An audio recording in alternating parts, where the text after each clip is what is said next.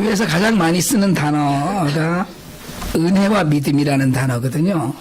우리 믿음이라는 말을 빼고 은혜라는 말을 빼면 사실은 문장이 잘 안 됩니다. 그러니까 우리가 은혜로만 살고 다 하나님 은혜야, 은혜 받았네, 은혜가 넘치네, 뭐 이런 얘기하고요. 믿음을 빼면 신앙이 성립되지 않죠.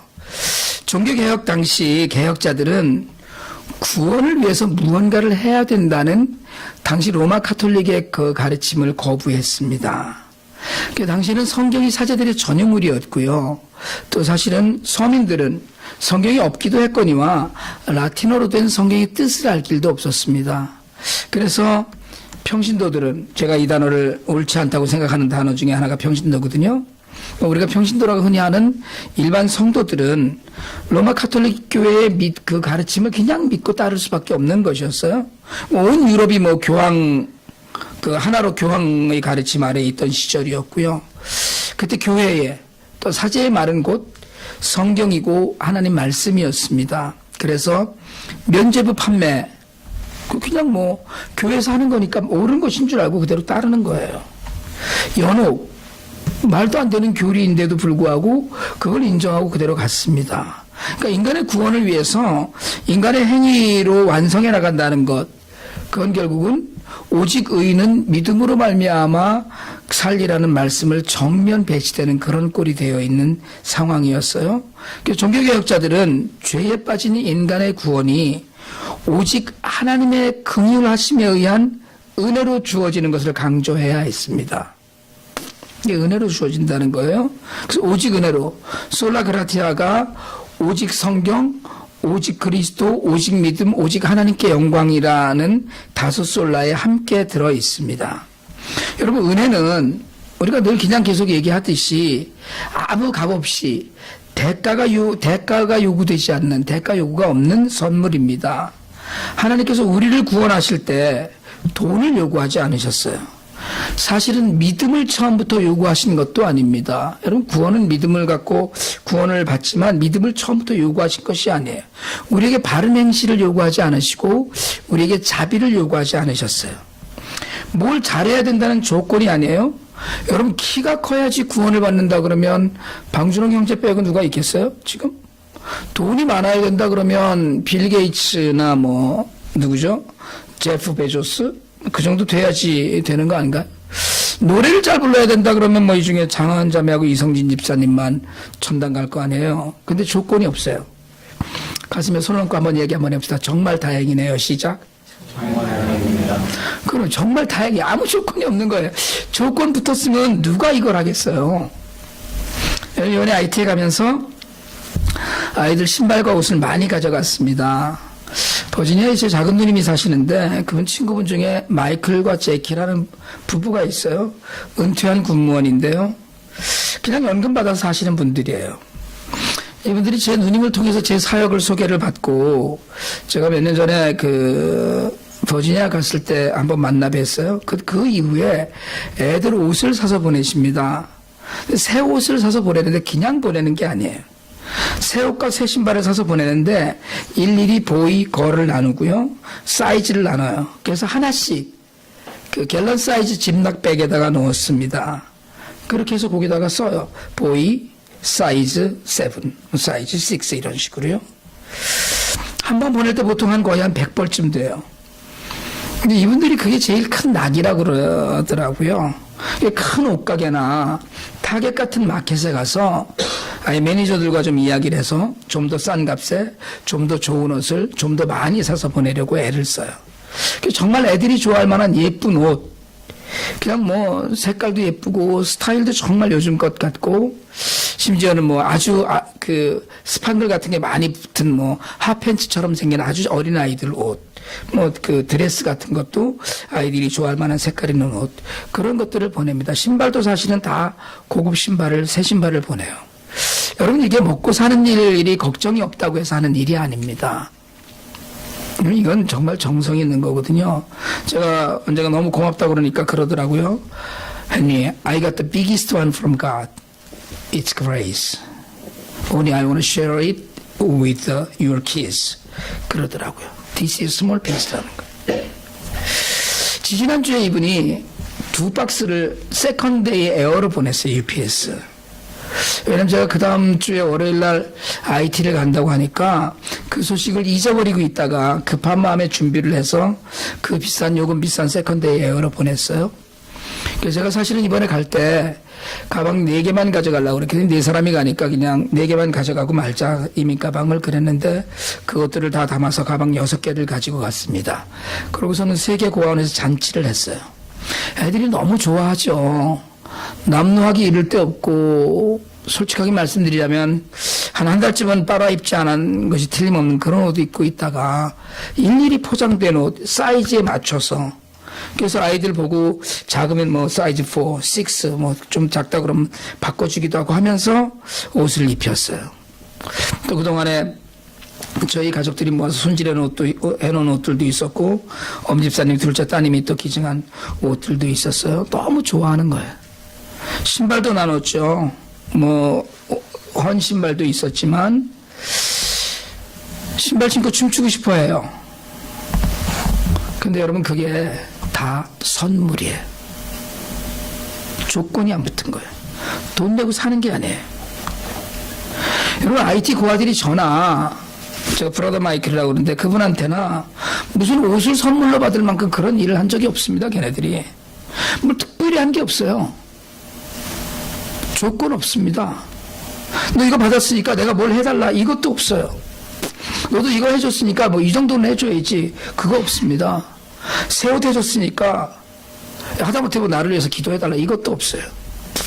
새 신발 가져다 줬으니까 너 나한테 뭐 가진 걸 뭘 좀 달라 이것도 없습니다. 하다못해 이 다음에 커서 돈 좀 벌면 용돈이나 좀 보내달라 뭐 이런 얘기를 제가 우리 아이들한테도 잘 안 하는 얘기 안에 해야 되는데 그죠? 크면 이제 조금 있으면 돈 벌면 용돈 보내라 승은이하고 다은이까지는 제가 얘기를 해야 되는데 여러분 아무 조건이 없는 거예요. 그냥 선물 주고 새 옷 주고 새 신발 주고 그냥 그저 잘 커라 너 행복해라 오히려 기도해주고 축복해줘요.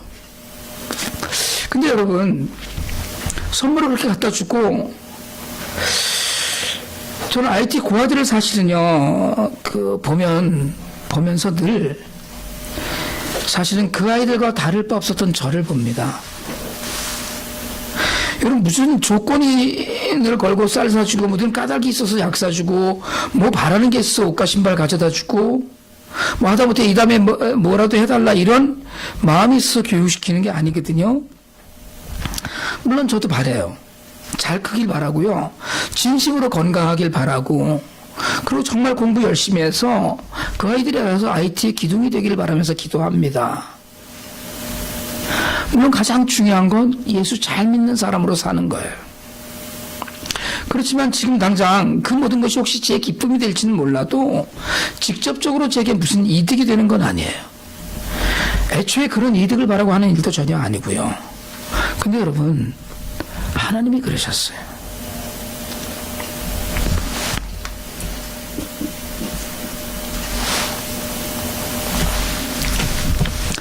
아무것도 하지 않았는데 저한테 먼저 오셔서 아무것도 묻지 않으시고 아무것도 요구하지 않으시고 그리고 하나님이 먹이고 입히셨어요. 소망을 갖게 하시고 천국을 바라보게 하시고 정말 죄로 가득 찬 제 가슴에 하나님 나라를 심으셨어요. 여러분 어떠세요? 여러분이 뭘 하셔서 오늘 이 자리에 계십니까? 여러분이 뭘 좀 잘하는 게 있으셔서 하나님이 필요해서 부르셨나요? 성경이 이렇게 설명해요. 오늘 우리가 읽은 에베소 2장 8절입니다. 너희는 그 은혜에 의하여 믿음으로 말미암아라고 얘기해요. 그냥 구원을 받았어요. 너희에게서 난 것이 아니고 하나님의 선물이라고 그랬습니다. 디도서 3장 5절은 이렇게 얘기합니다. 같이 한번 읽을까요? 시작. 우리를 구원하실 때 우리가 행한 바 의로운 행위로 말미암지 아니하고 오직 그의 긍휼하심을 따라 중생의 씻음과 성령의 새롭게 하심으로 하셨나니. 여러분 오직 은혜로만 행위가 아니라 오직 하나님의 긍휼하심으로만 우리가 구원을 받았습니다. 하나님의 자비와 사랑으로만 여러분 IT 고아들에게 넉넉한 사랑의 선물이 전해지듯이 아무 조건도 없고 요구사항도 없어서 오직 은혜라고만 하는 말로밖에는 설명할 수 없는 구원을 우리가 받고 이 자리에 있어요. 여러분, 그 구원은 하나님의 주권으로 이루어집니다. 근데 여러분, 우리가 가끔 착각해요. 내가 그래도 이만큼 하니까 하나님이 나를 구원하셨지. 내가 그래도 이만큼 되니까 하나님이 나를 좋아하시는 것이라고 그렇게 우리가 착각해요. 여러분이 착각하다가 보면 은혜 놓칩니다. 그래서 처음 은혜의 자리에서 자꾸 추락해요. 구원을 선물로 은혜로 받았거든요. 이걸 은혜 외에는 설명할 길이 없는데 그렇게 알고 예수를 믿는데 여러분 그렇게 잘 믿습니다. 근데 그러다가 어디서가 넘어져서 은혜를 잊어요. 오직 은혜로 가야 되는데 이걸 잃어버려요. 선물로 받은 걸 어디다 두었는지 모르고 어떻게 쓰는지도 모르고 그냥 받아서 좋다고 잠시 기쁘고 즐거워하다가 넘어집니다. 그러고는 일어나지 못해요. 여러분, 오직 은혜로 받았기 때문에 여러분, 우리의 구원의 기쁨은 은혜를 회복하지 않으면 때로 넘어져서 자신이 그냥 잘하는 줄 알고 그렇게 살게 돼요. 우리의 구원은, 여러분, 사실은 구원은 십자가에서 온 겁니다. 다른 데서 온 게 아니에요. 구원은 그 어느 곳에서도 온 것이 없어요. 돈에서 온 것도 아니고 하나님의 능력인 십자가에서 온 거예요. 근데 우리가 십자가를 지려고 하지 않고 십자가를 회복하려고 하지 않아요. 그래서 때로 은혜를 회복하지 못합니다. 선물로 받은 구원을 잃고 헤매게 되는 거거든요. 여러분, 정말 우리 모두가 오늘 은혜로 구원받고 이 자리에 있는 줄 믿습니다. 그런데 그 은혜의 기쁨이, 그 감격이 첫날부터 지금까지 늘 그냥 있는지, 아무 조건 없이 아무 대가 없이 선물로 받았는데, 여러분, IT 고아들이 받은 옷이랑 신발은 언젠간 잃어버리고 언젠간 닳아지고 없어지고 해지고 낡아져서 못 쓸 날이 반드시 옵니다. 그렇지만 우리가 받은 선물은 그게 아니에요. 하나님이 살아계시는 한 날로 날로 새로워지는 것이 구원의 기쁨이고 감격입니다. 그 선물을 아직도 처음 받았을 때처럼 간직하고 매일 기뻐하는지 스스로에게 좀 물어보고 돌아봐야 됩니다. 여러분, 사실은 이게 어려운 신앙이에요. 은혜의 감격을, 그 구원의 감격을 처음처럼 그렇게 누리고 기뻐하는 신앙은 정말 어렵습니다. 처음에는 세상을 다 둔 것처럼 기뻤어요. 여러분, 교회 봉사도 힘들지 않았고 헌금도 어렵지 않았고 성도들을 바라보는 그윽한 사랑의 눈길도 풍성했습니다. 하나님을 위해서라면 정말 가진 것과 시간을 다 드려야 되는 선교도 어렵지 않았고 전도가 하고 싶어서 몸살을 앓을 지경이었어요. 근데 여러분, 우리가 받은 오직 은혜로 얻은 구원의 감격이 마치 IT 고아들이 지난주에 받은 신발과 옷처럼 그렇게 헤어지고 남루해져 버리고 말아요. 하나님 주신 선물은 그렇게 낡아지는 것이 아닌데, 예수님의 십자가는 변함이 없는데 우리가 변해서 우리가 스스로 자라버려 갖고 우리가 자랐다는 것 때문에 점점 교만해져서 우리의 모든 것이 감사하던 일들이 모든 것이 불평과 불만으로 차기 시작을 합니다. 이게 오직 은혜에서 벗어나서 이래요. 여러분, 은혜를 잃으면 교회 봉사도 짜증나고요, 헌금도 부담이 되고 성도들이 가시같이 못마땅해지고, 여러분 자신은 전혀 할 생각도 없지만 선교는 이 주제에 무슨 선교냐면서 불평이 쌓입니다.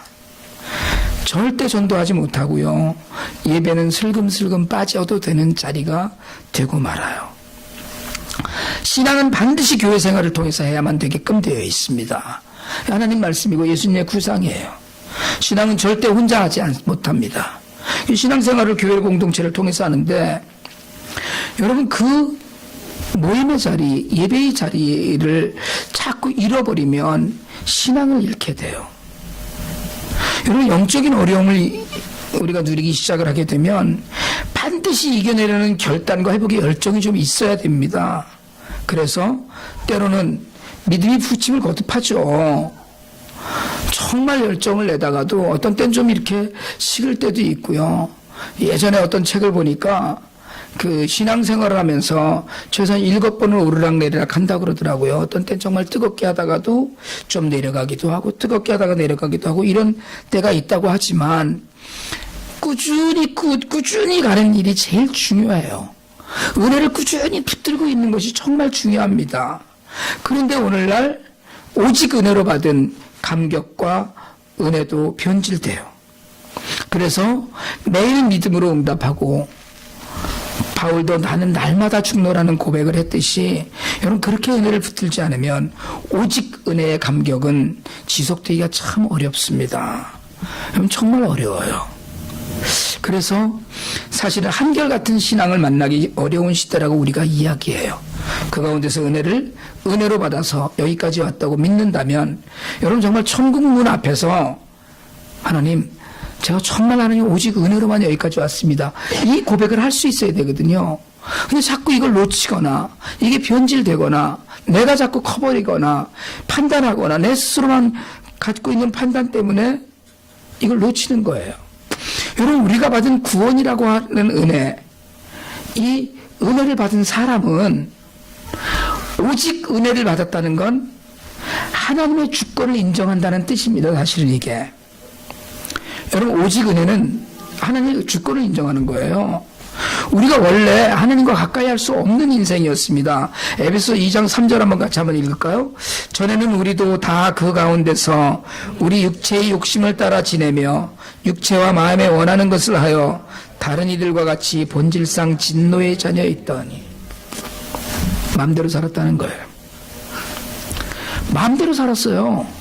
본질상 진노의 자녀였다는 건 원래 죄 가운데서 헤어날 수 없는 피를 타고났다는 거예요. DNA가 그런 DNA였다는 거예요. 그런데 하나님의 은혜를 입었어요. 원래 날 때부터 해결될 수 없는 문제를 갖고 있었는데 육체의 죄 가운데 있던 죄인이었는데 은혜로 값없이 선물을 받는데 아무 이유가 없습니다. 그리고 그걸 자꾸 잊어버려요. 내가 잘하고 있다고 생각을 합니다. 여러분 내가 잘하고 있다는 것이 개혁의 대상이에요. 그래서 개혁은 뭐냐? 개혁은 자신을 매일 다시 돌아보는 거예요. 그게 개혁입니다. 리폼 한다는 건 everyday 자신을 다시 한번 찾아보고 돌아보는 거예요.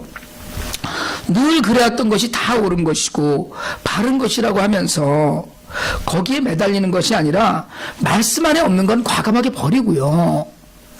말씀 안에 있는 것이면 목숨을 거는 겁니다. 그게 개혁이에요. 그래서 개혁은 뭐예요? 개혁은 저항이에요. 프로테스트입니다.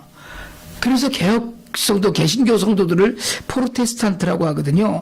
매일 새롭게 자신을 돌보는 것. 지금 잘하고 있나? 내가 처음을 놓친 건 없는가? 이걸 매일 돌아보는 것. 그래서 여러분 저녁에 제가 주무시기 전에 꼭 10분 정도 기도하라고 말씀을 드리는 이유도 자기를 돌아보는 시간을 가져야 되는 거예요. 매일 매 시간. 여러분 오직 은혜를 한번 마음에 두고 돌아보실 수 있길 바랍니다. 거저 받았는데 영원한 선물을 받았는데 여러분 지난주에 저희가 IT에 마지막 들렸던 푸니엘 고아원에 아주 낡은 해진 부츠를 신고 춤을 추던 고아원 선생님이 있었어요. 털부츠입니다. 그 부츠를 너무 그런 걸 신고 싶었던 거예요. 근데 어떤 분이 낡은 걸 그 기증을 했는데 갖다 줬어요. 춤추고 싶어 하더라고요. 너무 좋아서. 여러분 언젠가 다 닳고 해질 신발을 신고도 춤을 추는데 왜 우리는 오직 은혜라는 말씀 앞에서 다시 개혁을 생각해야 되는지 돌아봐야 됩니다. 우리에게 춤추던 시간은 있었나요? 혹시 있었다면 지금 놓치고 있는 건 아닌가요? 오직 은혜로 구원을 받은 사람은 자신이 죄인임을 인정하는 사람입니다. 다른 이들과 같이 우리도 본질상 진노의 자녀였음을 고백하는 사람이에요. 내가 죄인임을 인정하는 사람만이 오직 은혜로 구원받았다는 걸 알아요. 내가 죄인임을 인정하지 못하면 은혜 없어요. 왜? 당연히 받을 거 받은 거니까. 내가 잘나서 받은 건데, 내가 요건 잘하니까 은혜를 받은 건데, 내가 이건 잘하니까 구원받은 건데, 하나님도 나를 필요로 하니까 구원하신 건데. 제가 옛날에 그런 건방진 소리를 좀 하고 다녔어요. 나 죽으면 하나님 손해다. 나 지금은 하나님 손해죠. 전 그렇게 생각했어요. 그런데 하루는 박종호 선교사랑 옛날 얘기죠. 밥을 같이 먹는데 뭐 얘기를 하다가 제가 그 얘기를 또 했어요. 나 정말 하나님 손해지 뭐. 그랬더니 박종호 선교사가 그러더라고요. 목사님 죽어도 하나님 절대로 손해 아니에요. 사람 많은데 뭐. 여러분, 내가 죄인임을 고백할 때 은혜가 돼요. 내가 죄인이라는 고백이 없으면 그러면 은혜는 당연히 주셨어야 되는 물건이 돼버리고 말아요. 그래서 우리가 본질상 진노의 자녀였다는 것, 바울이 날마다 자기를 쳐서 복종하기를 원했다는 것, 이게 우리에게 필요해요. 그래야지 은혜가 돼요. 그리고 여러분, 하나님의 주권은 나를 구원하셨을 뿐이 아니라 내 옆의 사람도 구원하셨어요. 죄송하지만 여러분, 때때로 저는 그런 생각을 가끔 했었습니다. 나는 구원받은 게 당연한데 어떻게 저 인간도 구원을 받았냐? 아니, 정말로 그런 생각을 할 때가 있었을 테니까요. 하나님의 주권을 인정하지 않는 거예요, 그게. 그러니까 나 구원받은 건, 내가 은혜 받은 건 당연한 거예요. 그런데 저 인간도 교회를 나오네? 이렇게 되는 거예요. 내 기준은 아니라는 거죠. 의심의 눈초리를, 딴 사람이 받은 구원은 의심의 눈초리를 보내고 깎아내리고 싶고 부정하고 싶어집니다. 예수님께서 마태복음 20장에서 포도원의 품꾼 비유를 말씀하시면서 하나님 나라는 그런 것이다. 어떤 것이에요? 9시에 온 일꾼이나 오후 5시에 온 일꾼이나 똑같은 데나리온으로 하루 일당을 주는 거예요. 항의하니까 그 주인 마음대로 하는 거라는 거예요. 나는 좀 깨끗해서 좀 더 일찍 믿었기 때문에 그래도 내가 좀 더 나은 줄 알고 사는 거거든요. 그런데 다른 이도 구원을 받았다니까 그냥 나만 주시지 이런 생각이 들어요.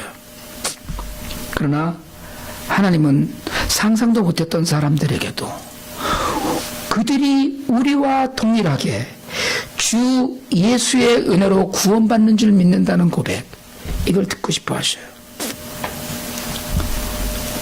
그리고 여러분, 구원은 값없이 받았다고 그랬거든요. 선물이어서. 선물을 돈 내고 받는 사람은 없잖아요. 값없는 것이 가치 없는 것이 아니라는 거예요. 오래전에 제 친구놈 중에 제가 예수를 믿으라고 그러니까 공짜로 해서 싫다고 그러던 놈이 있었어요. 자기는 야, 구원은 공짜야. 뭐 이 얘기를 좀 이렇게 심각하게 하면 자기는 그걸 못 믿겠다는 거예요. 공짜로 해서. 그래서 너 돈을 뭐 만불내든가 무슨 대가를 내야지, 지불해야지 믿는 거지, 이렇게 얘기를 하더라고요. 그래서 제가 10만 불만 나한테 줘라 그랬더니 소식이 없더라고요. 여러분, 값없는 것, 프라이스리스는 가치 없는 게 아니고 가격을 매길 수가 없는 거예요. 이건. 그래서 값없이 받는 거거든요. 근데 우리는 값없이 받았다고 해서 공짜라고 이야기해요. 맞아요. 공짜로 받은 거예요.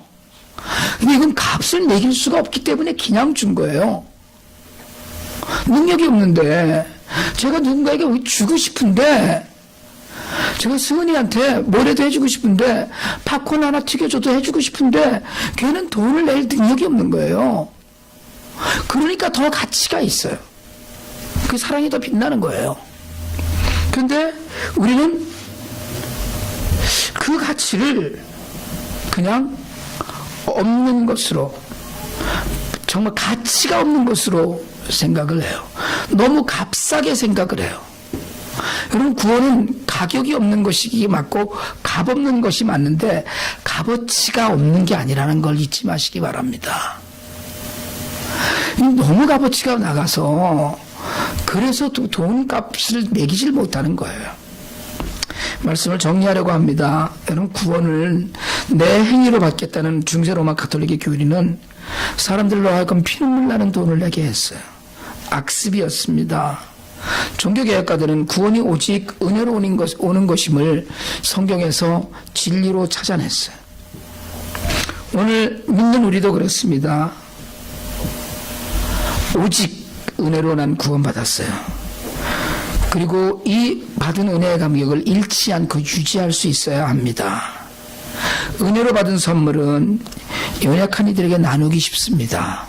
여러분, 이웃에게 그들이 우리와 동일하게 주 예수의 은혜로 구원받을 줄 알기 때문에 우리가 전할 수 있어야 돼요. 하나님 앞에서 그리고 사람 앞에서 모든 것이 은혜입니다라는 고백만이 우리에게 있기를 원합니다. 여러분, 우리는 정말 오직 은혜로 구원받았어요.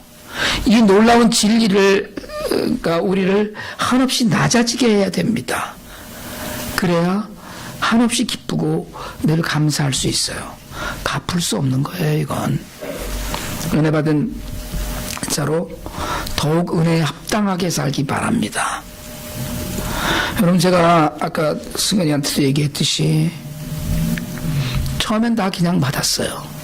그렇지만 하나님은 믿음이 자라기를 바라셔요.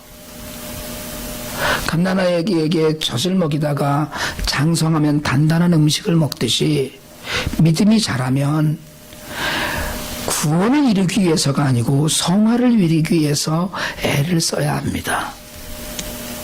두렵고 떨림으로 너희 구원을 이루라는 바울의 이야기는 성화의 과정이 있다는 거예요.